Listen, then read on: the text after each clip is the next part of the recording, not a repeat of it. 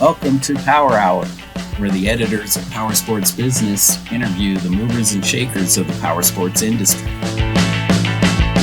Hi, everybody.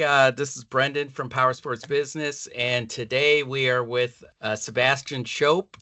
He's the CEO of Eagle Rider and fairly new to the position. And we're going to kind of dive in with Sebastian and learn all about Eagle Rider. So welcome, Sebastian. Thank you so much for having me, Brendan. Tell me a little bit about your experience or your background and how you got to Eagle Rider, because you weren't really in the motorcycle industry, even though you're an avid rider, right?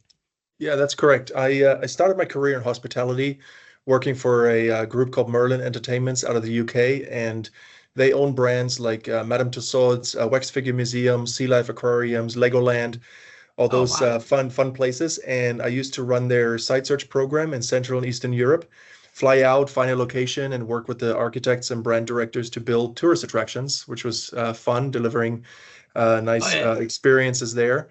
And then after that, I joined a German fitness group called RSG Group and built about 100 different gyms all over Europe and really delivered several different kinds of brands, because you can't build a fitness club that goes for everybody. So you want to hone in on one target group and build the best possible product for them. And that's what we did. You know, some of them look like nightclubs with live DJs that play while you work out. Some are straight up weightlifting locations. I was going to say, what is a gym like in Germany versus, say, America, which, you know, we got like all these different Planet Fitness and, you know. The thing in the fitness industry is not many of the brands are interchangeable.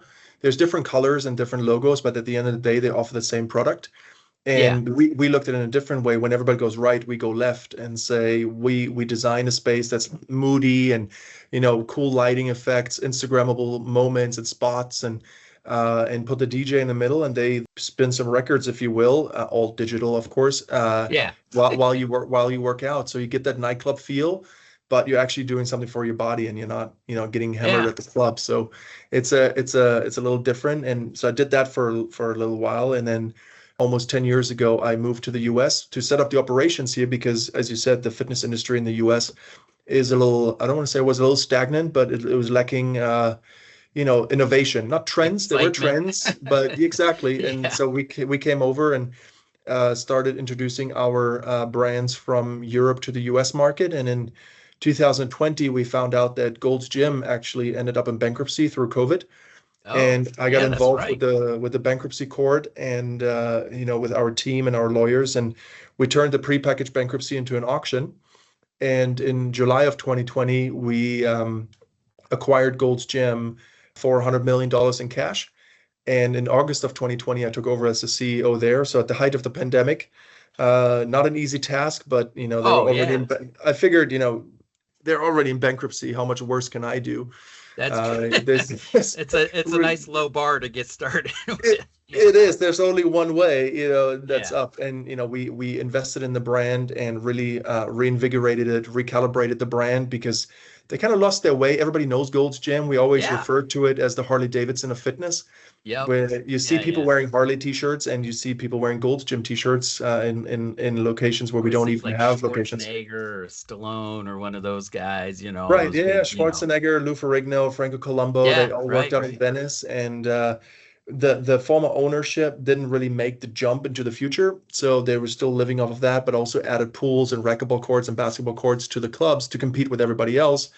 And we said, well, how about we focus on what it really is, strength training, and there's a bodybuilder in the logo. And that's what we did. And it grew into a successful business. And I was with them until the end of 2023, when I parted ways with them, took a little sabbatical. And then the Eagle Rider opportunity found me. And as you said, I was not in the motorcycle industry. I was in the hospitality industry. And that's why, the German group hired me to bring experiences to the gyms. And now rolling them out in the US. And then I wanted to transition back into hospitality or, travel. And this is part of it, because it may seem like a rental company, but it's much more than that. It's much more fulfilling. It's like experiences. you It's the know. experience. It's lifelong dreams coming true. Riding Route 66, on a Harley Yeah. Davidson It's not for. like renting a car. It's not like a car. You're not Hertz rental car or anything, No, you you're know. not. You're not looking to go from A to B. You're looking for the most scenic route from A to B, and it may take as long as possible so you can enjoy the ride. Yeah. That's the big difference. It's not getting on the freeway and going like the easiest and fastest route. So I have been riding since 2017. So I'm originally from Germany, but I didn't have a license over there because it's quite complicated, and the US makes it a little easier. And I got Yeah. my license in 2017. And my very first motorcycle ride ever was from the Eagle Rider location here at LAX, where I'm now stationed. So it all comes Wow. full circle. And that was in Yeah. 2017, and that led to me buying a bike and staying in the community When and you riding as rented much your as I can. first one, did you ride, or did you just ride the canyons? Did you go on a tour? What was that like? Since it was my very first ride, and I took my motorcycle test at the DMV on my Vespa, where you don't have to shift gears, nothing. Oh yeah. Well, Uh, I I did the same thing Oh with yeah. mine because I had a bike, I had a vintage bike that didn't have turn signals. And it was like I didn't want to mess with all that, so I had a scooter I bought for my wife technically, but I'm like, you know what? This is perfect for doing the test. It was full motor. It's a 125, so it was the full motorcycle test, Yeah. and it was the easy way to get the license. So It's a yeah. very, very easy way. The lollipop is much easier on a Vespa than a road glide. Yeah, yeah. So I did that, and then the first ride here was with an Indian Scout, and we went to from LAX to Palos Verdes, and then down to Huntington Beach and back. So no freeway riding, because Okay. the owner of the German group that I was with wanted to make sure that it was his idea to go and rent some bikes. He wanted to make sure that I'm not being pushed to more than I'm willing to do or capable of doing. And also, Yeah. secondly, I think that I discover a passion for motorcycle riding. So whenever he comes over, we would rent bikes and then hit the canyons Yeah, and yeah. go up to Yosemite and Death Valley and all of that. We did all of this, and we've rented lots of times from Eagle Rider. So I'm really happy this played out, a little over 2 months ago, and I can be part of the future of Eagle Rider here. Yeah. No, that's awesome. I mean, and as a customer, you kind of know from that, you've been on both sides now, so you kind of know how it feels, what the process is like as you go through as a customer. So you can continue kind of improving all those experiences and the process of making it easier and less painful to do all the paperwork, probably. I don't know if I'm sure there's a lot of paperwork involved, There is. with There's a stigma that, motorcycle riding is more dangerous, than in a car or on a boat or anything like that, or flying. And I can tell you from business perspective, insurance is tough because you are in the motorcycle industry. It's a very niche market. And then you're yeah. also like, whenever you hear something happen with a motorcycle, I think subconsciously you always assume it was the motorcyclist's fault. And Right. Yeah. it's not Yeah. always true. So that's No. something we got to make sure that this comes out, especially to new riders, that it's if you do it in a safe environment. I unfortunately did not with the Vespa test, and then picking up my first bike that I bought was a road glide, so I jumped over many categories Oh, right. right into the big one. So that wasn't the smartest idea, and I would not recommend doing this. But there's safe riding out there if you get the bike that's good for your capabilities of riding. Yeah. Yeah. And I think it's all what you're comfortable with. And like I said earlier, like me, I'm like 5'7", getting on a big bike that's real heavy, kind of it makes me uncomfortable, especially at the low speed. Yeah. When I'm up to speed on the highway or on a road, I'm like leaning with the bike, you're going, it's all fine. It's when you put the feet down and you have to stop and do the little parking lot maneuvers that get me. But so from there, now you've taken over 2 months ago, and you've opened up a new location here in Boston. We did, And yeah. We your we launched latest that. location, yeah. Yeah, we launched the Boston location in the beginning of July, and there's some beautiful riding in the Northeast, especially Oh, Western yeah. Massachusetts. And I've been there on vacation like 3 years ago. We did Cape Cod, Provincetown, and then Martha's Vineyard and Nantucket. It's a beautiful Oh, yeah. area.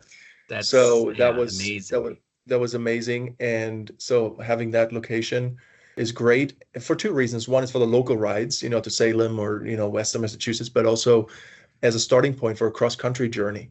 And so we're very happy that this location is performing well and that people pick up on it, because most of the riding that you see, not just from us, but all the most imagery you find from any OEM will always be somewhere in the desert, in the open road, in the canyons, and Monument Valley.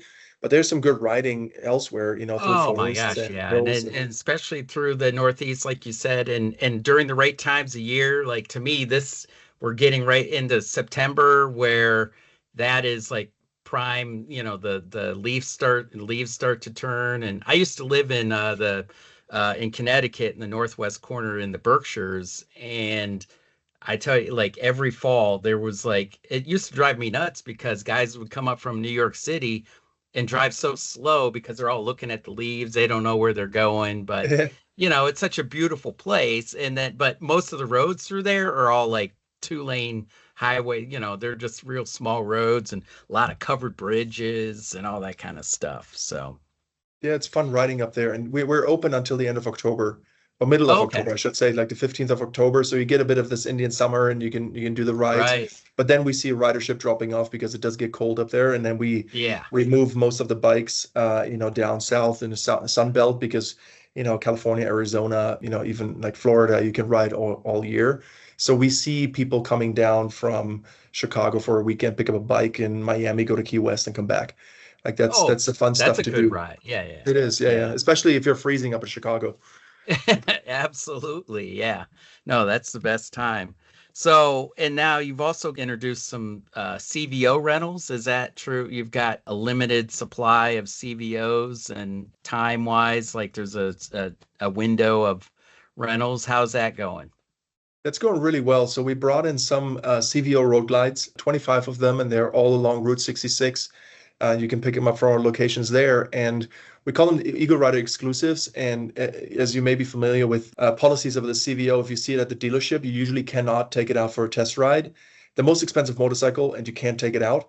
And with Right. us, you can, it starts at $259 a day, and you can ride it and Oh, yeah. experience it for a fraction of the price. And it's been very successful during Sturgis. It was sold out all week, all the 10 days Oh, yeah. there. And now because we moved a lot of them there for the rally.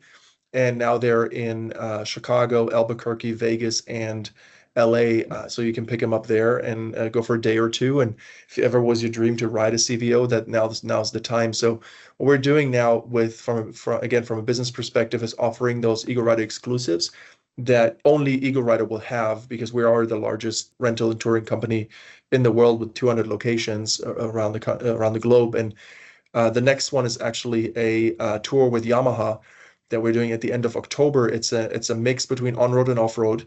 It's the Okay. the Tenere 700, so we have those, Oh, yeah. and we'll do on-road riding and then about 100 miles off-road around Las Vegas, so through the Mojave Desert.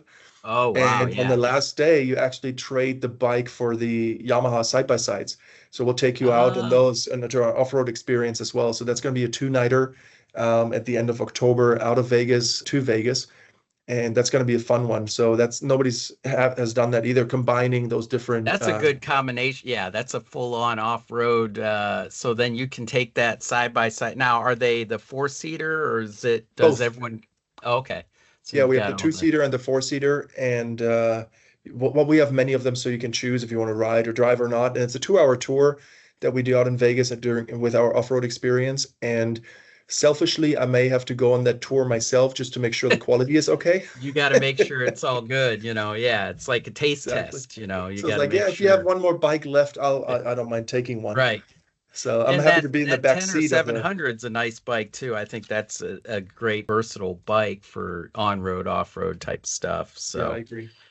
So, as we're talking about how could dealers get involved with Eagle Rider? I know you've got a few dealers that do some rentals out of their locations. What's all involved with that? So there's different ways how we set up our locations. Some of them are standalone corporate locations that we own the bikes, we operate, the whole fleet, and it's our staff. And then we have franchise partners in, let's say, Australia, Cape Town, all over Europe, and they are Eagle Rider locations as a franchise business. Then there's another one they're called affiliates. So if you have a motorcycle rental in a certain city, they would fulfill. You book through Eagle Rider, and they fulfill our booking. And Okay. then we have the dealers as well. So some of our locations are in dealerships, predominantly Harley Davidson dealerships, and it's usually the dealers that what dealers understand. I think that an extended test ride will probably result in a sale. And when I picked up my bike here, the Indian Scout from my very first ride, and then my second was also from LAX, but they ran out of small bikes at Eagle Rider. It was during the high season, and I had to take a street glide as my Oh second yeah. ride. And then my third ride was from Miami to Key West, actually, also on a street glide. After that, after spending 15 hours or so on a street glide, I decided to go and buy a road glide. So Yeah. I think every rental will lead, or not every rental, but renting will lead to a sale, because at some point you want to have your own bike, you want to customize it, and you want to turn it into the best bike in the world for you. Right. And I think that's how dealers can benefit of partnering with Eagle Rider and bringing in a fleet, either their fleet, our software systems, and our staff, their staff. We're very flexible in that. I think the main Okay. goal is for the whole industry to find new riders and increase ridership again, so that the industry stays as great as it is right now. And one of the great things too is like, you being from Germany, talking about people coming over from Europe or Americans going over to Europe for vacations and stuff and having all those locations. It's like you can't take your bike, you might be able to load a pair of skis in the plane, but you're not taking your bike, not that easily anyway. So, it's just such a nice way to experience a new place, and I think you see a lot of foreigners come over want to do Route 66, right? Yeah, I mean, I that's would love to do that myself at some point. I've got an old British. My dad's got an old British sports car that I want to take on that. I'd like to do it on a motorcycle too. So I've got all these bucket list things I got to start working on. and that's really what it is. Like the Europeans, they come over and they have the bucket list item of hitting Route 66 once. And obviously it's a 16-day tour because we're on vacation. We're not powering through. We don't, there's Yeah. iron butts that do it in 2, 3 days, 4 days, but they're on Yeah, but you're vacation. just whizzing through at that point. You don't really get to soak it in that much and see all I'm assuming there's a lot of cool little stops along the way that, small town America, you get to see that Yeah. you don't get to see that on a interstate. No, you don't. And that's why we take our time. We have our guided tours. So a guide up front on a motorcycle, you just follow them.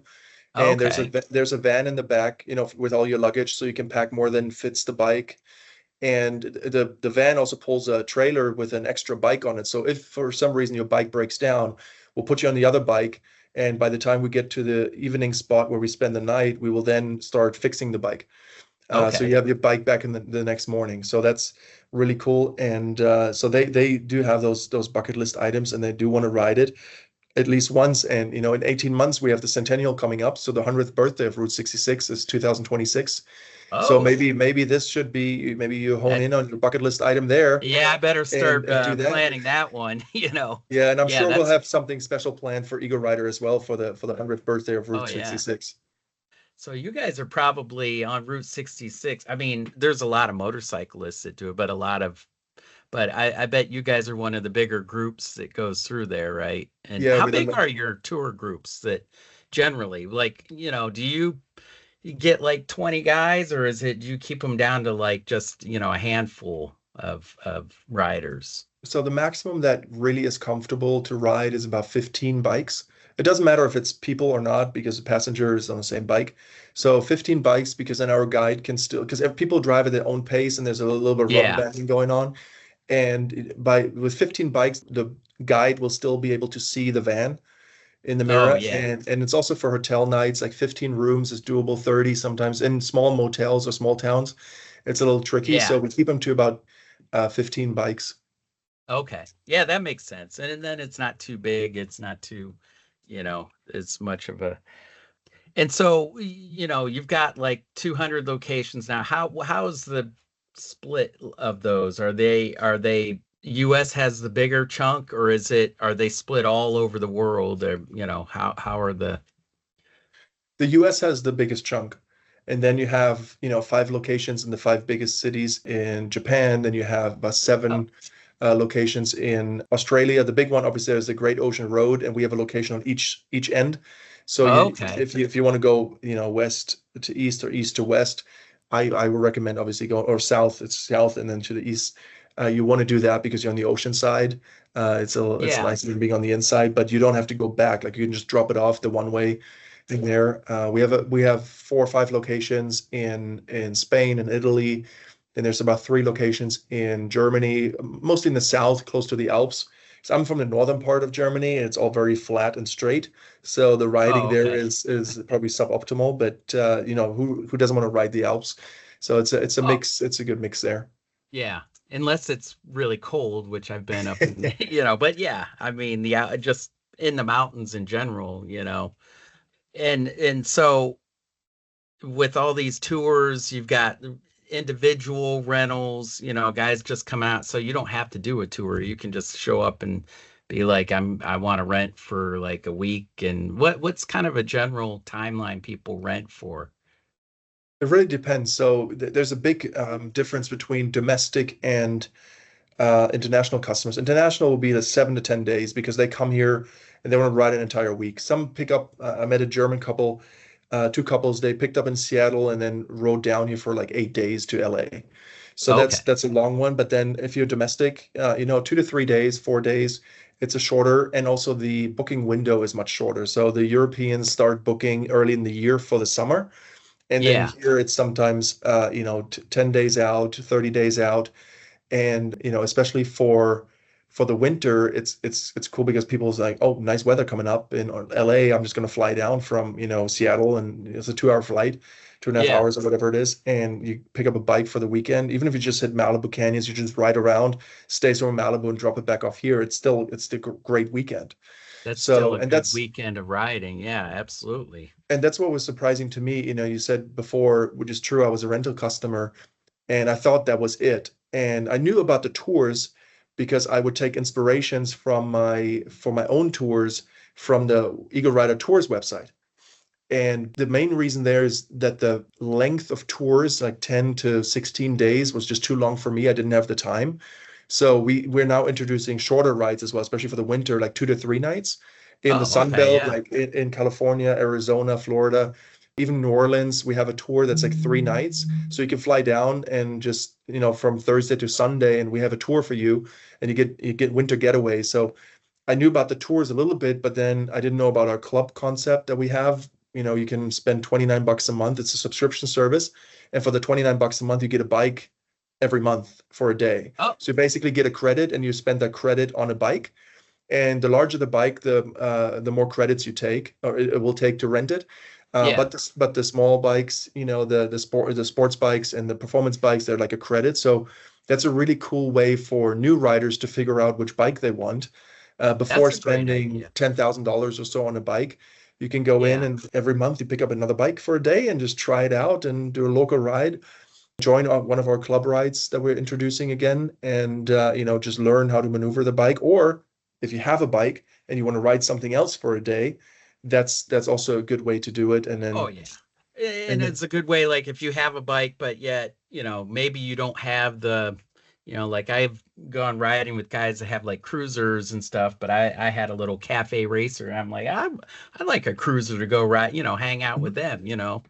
I could see that being a great thing. Plus, like you said, I think it's a great sales tool, because I feel like bikes, even though you may get to test ride one around the parking lot or something like that at a dealership, go through a couple of gears, but you're not really getting a sense of it at that point, you and know it's different than a car because I feel like a bike is so personal. The owner and the machine, you have to kind of build that relationship together and feel more comfortable. And you don't necessarily do that in just a couple hours at a dealership. Yeah, sometimes I feel like it's the magic wand that picks you, and you Yeah, can't just pick a magic wand; it will pick you. And that's similar with the bike. You love the bike, you look at this is great, but then you get on it and it's uncomfortable, and your butt yeah. goes numb or something else, and like, man, maybe it's not the bike for me. And I'm 6'4", that's why I went for the big Oh bike. yeah, and that, That yeah, that was right. easier. But if I'm On a Sportster, it will look odd because my knees will hit Oh, the ground. you're on a little sport bike or something like that, like a 600, you probably would be very uncomfortable. So, Yeah, so that's why it's really cool to try this out. And to be honest, the manufacturers, they understand this now. Like they come to us and say, we want more butts on bikes. It doesn't matter which one for now, but we would yeah. like to partner with you and see how we can, bring in, and we diversify the fleet. We have different manufacturers, so it's not, just Harley. We have Yamahas, BMWs, Triumphs, Royal Enfield, Zero. You can even try the Oh, electric really? Okay. motorcycles. So we have Oh. all of those, and it will, at the end of the Now, day, are those part of your fleet? Do they just kind of allot them for you to rent out, or are they, is that something that's again part of the one of your retail or franchisee locations? no, those are our fleet. Oh, So we okay. we bring them in, and then we decide which location gets them. And they're urban areas like San Francisco. They will have a lot of small bikes and a few big ones for PCH, like Big Sur, a beautiful ride. But if you're in the more dense urban areas, we also have a good selection of small bikes for you. Oh, okay. Yeah. Well, yeah, absolutely. And I'm sure like now, do you have like an Eagle Rider in Italy or anything like that? Or is Yeah, that yeah. okay? In There's Milan? Milan, I believe Rome. There's, I think, about 4 locations in Italy. Okay. Yeah, So very you could cool. probably rent like yeah, I'm thinking well that you might want to rent a Vespa if you're over We there do and have them. So, and that's the beauty of Eagle Rider, the brand itself. It could be anything that's yeah. rideable. It could be Eagle Rider, it could be, those little bird scooters at the end of the Yeah. day. So, Okay. you can do that. And we have, depending on the location in New Orleans, I believe we have a few of the scooters as well to zip around town. So it doesn't make sense to have it, let's say, in Orlando, or Chicago, where the pickups are for cross country. They will just not rent. But there we have a lot of big bikes that people take across the country. Oh yeah, yeah, right. And I do think, yeah, it's one of those where you want to try something different or have that big kind of touring bike. And I'm assuming most of your makeup is more Harley and Indian kind of, those bigger touring bikes, but you've got a cross section of other stuff too. Yeah, the largest are Harleys because of the long tours and how popular Yeah. the tours are. And sometimes, when I see my fellow Germans come over and they get on the bike, they're like, this is much bigger than I anticipated. And it looks much Yeah. smaller on the website and videos and images. So they try to figure out like so did I, like what are these buttons for? And like there's a touch Yeah. screen, it's all of this. And so when you see them leave, they're very concentrated on riding this. And we spoke about this earlier. The biggest damages we have to our bikes are parking lot tip overs. Oh, yeah. They will drop the bike, and when we have the tours, we tell them on day one, you're gonna drop your bike. Just You just just just just yeah, accept it. At some point, you're gonna drop your bike, right. and that takes the pressure off. And maneuvering in a parking lot with an ultra glide or electro glide Yeah. with a passenger and a top case, that's a lot. Especially if you're like under 6 feet, it's Yeah. it's it's a lot to That's to me maneuver. the biggest issue is like I don't mind riding it. Once I get going and I'm going through the gears, it's just maneuvering around those Yep, parking lots and it just you get it a little off balance. You're like, oh man, I can't even, can't you hold feel it. all the weight of it. Yeah, just let it But go. If it falls, just let it go. yeah. Don't try to Yeah. don't try to protect Don't it. Your try to be shoulder a is gonna go hero. with it. Yeah, Right, just pull your right. leg out. No, this is good stuff. So, I mean, you guys got a lot going on. Do you have any other big plans coming up for towards the end of the year, early next year that you want to talk about? Yeah, so everything, we talked about the two-wheeled stuff that we have, but we touched briefly on the side-by-sides, but it's Yeah, something we launched in Vegas, our Eagle Rider off-road experience, where we take you through the Mojave Desert for two hours, and you follow the guide. It goes up to 6,000 feet. You go by wildlife, and we have some sharp turns. You have some straights where you can really punch it. It's a really cool oh experience. yeah, So the hope is that, one, we're more than a rental company, so we drive experiences. We enable dreams, really. Like you've been dreaming about that Route 66 ride for a right. long time, so you got to do it at some point, and that's what we want people to be aware of. That we do enable those dreams and we make them come true. But also, there's another target group out there that we haven't tapped into yet, the power sports enthusiasts. Adventure crews, they come in and they True. do want to do that A lot of off-road those adventure experience. riders, that's a big market right now, It the is, and adventure sometimes they tour. don't even know we exist, right? Yeah. Sometimes they don't know that you can rent motorcycles or that Eagle Rider exists. So by tapping into the four wheels, I think we can also pull people into the motorcycle industry, and that again Yeah. will drive ridership. So that's something we have going on. And really, it is the club programming it's such a great value. I don't think we've communicated it well. It's successful, and we have a large membership base. But I think if we simplified the language a little more and make people aware, it's like, hey, 29 bucks a month and I can get a bike. That's awesome. So Yeah. I can just do that. So Can that's you on my bank list. any of your points? Like maybe you don't rent one every month, but you take the points and like, 3 months I'll rent, take my points and rent something bigger and nice, or Yeah, whatever. you can bank them. They don't expire until 12 or 18 months, depending on the plan. So if you don't Okay. go, if you don't go in June, July, August, because you're busy in the summer with your kids, but then you have 3 credits, you can do Labor Day weekend and you pick up a bike and go somewhere really cool. So Yeah. that's how we see it. It's just about driving people in the door, get on a bike and just enjoy it. So that's one big focus area. The other one are the experiences, like the CVOs, like the Yamaha Tour, like the off-road, and revamping our tours program into shorter tours so we can get a different demographic, especially in the winter where people run out of vacation days. But you may Right. have one day left and you go for a long weekend. You're So like, I'm gonna go somewhere and go rent. Yeah. somewhere nice. That's a So good that's idea. those are the big initiatives for the next 6 months, and really looking forward to it and making an impact and increasing awareness for Eagle Rider in the motorcycle industry, but also beyond. Yeah. No, that's awesome. Now, and I think that, people are going back to traveling and stuff, and travel's been a big thing. So having this being able to be part of your travel plans, is a great option to It is, for guys. So especially um especially the internationals, right? Because you were recovering from COVID and yeah. 21, 22, kind of 23 still. They were staying in Europe. Then 24, now we had the Euro Cup and also the Olympics in Europe. But now I think next year and the year after, you'll see a big increase of overseas travel again from the internationals from Europe. Yeah. Oh yeah. And I mean that's the thing. I think with travel being more opened up again, then people want to tick off these bucket list stuff, and why not include a motorcycle tour on that? That's got to be Yeah, a big to one for a come lot of see these. us. Don't go on a cruise. Come and rent a bike. Right, exactly.